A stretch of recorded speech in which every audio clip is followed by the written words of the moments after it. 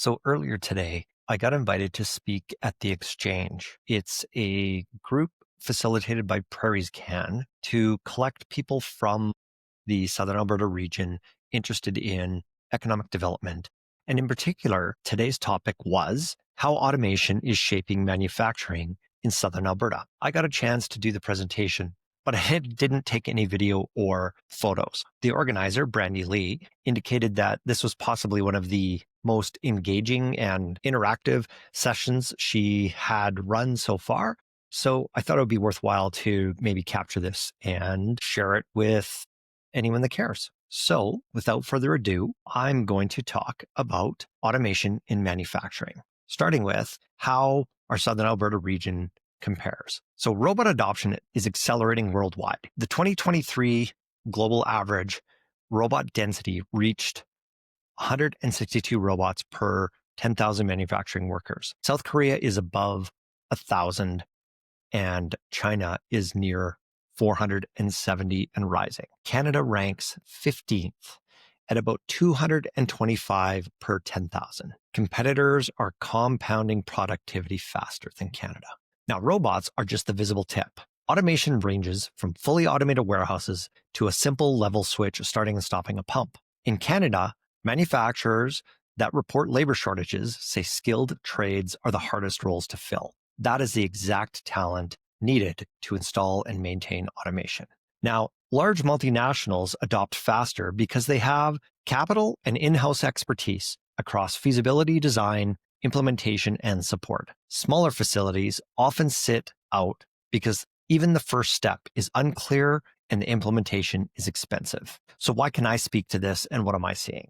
Well, I'm a control systems engineer with more than 25 years of experience in industrial automation and engineering consulting. I've led business units, delivered projects in Southern Alberta since 2005 in a variety of facilities and industries, and I now split my time between engineering consulting and coaching engineers stepping into leadership roles. So what I've seen is that local adoption is either pragmatic or driven by corporate decisions. Companies automate when they can no longer staff reliably, when quality must be consistent, and when production needs to run around the clock. So why or where is the pinch point and a potential strength in the area? Now, implementation of automation solutions can be done with outside resources, but sustaining and maintaining them, that's a different story. So a pinch point here that we're seeing is maintenance talent. South of Calgary, and even including Calgary, I would argue, there is no comprehensive ongoing program that blends electrician, instrumentation, PLC programming, and mechanical skills that are required for day-to-day support of automation systems. While NATE and SATE both have relevant offerings farther north, even these are piecemeal. And when supporting automation, geography matters. But even when companies train people, skills fade under competing duties or employees leave for higher pay. That churn can discourage investment and slows adoption. Relying on outside consultants creates a dependency and keeps that institutional knowledge outside of the plant. Sometimes this is necessary, but it can leave facilities feeling handcuffed. So some partial strengths to build on. Right here in Lethbridge, we have the Lethbridge Polytechnic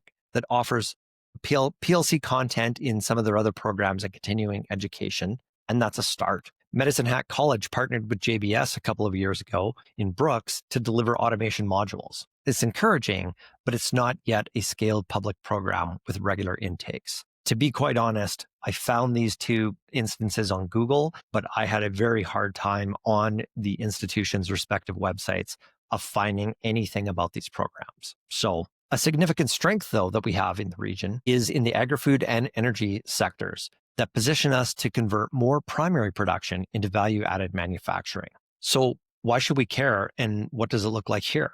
Well, competitiveness and resilience. Without maintenance talents, adoption slows, productivity lags, and work shifts elsewhere. So in terms of jobs and retention, automation reduces high-risk manual tasks and creates more appealing technical roles if we build a local training ladder.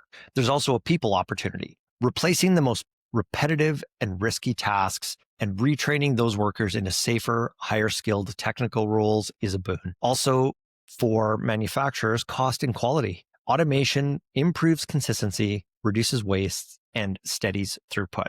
So two quick local examples that I've anonymized is probably around 15 years ago, a local manufacturer implemented robotic palletizing because it replaced a repetitive injury-prone manual stacking of pallets. The result was fewer injuries reported and better retention after removing a known turnover trigger. A second option was the automation of a seasoning line that happened during COVID in a food manufacturing facility locally. They were unable to get enough labor to continuously produce their product.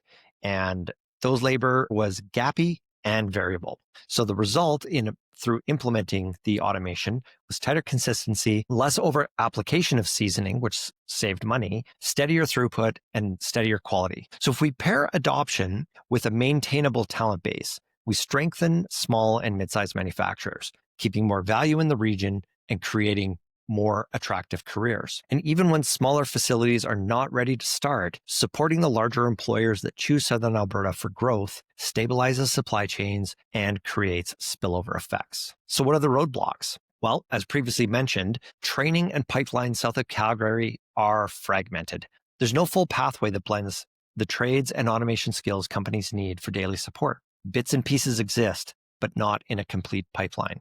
Retention economics are tough. Firms hesitate to invest because they fear losing trained people. Small and medium enterprises struggle to find credible expertise and to bake knowledge transfer into projects. Many do not know where to look. So questions that spurred some conversation in the room. The first was, if maintenance talent is a bottleneck, what is the fastest, credible way to create a local pipeline that sticks, stackable micro-credentials through the Polytechnic and Medicine Hat College, maybe co-op rotations with local plants, or vendor-aligned short courses that stack into a certificate. Another question that spurred conversation was, how do we structure public support so that every funded automation project includes on-site knowledge transfer, documentation, and a basic plan for secure remote support, not just installation. My experience, which is completely biased as a engineering consulting provider, is those are merely table stakes and that all clients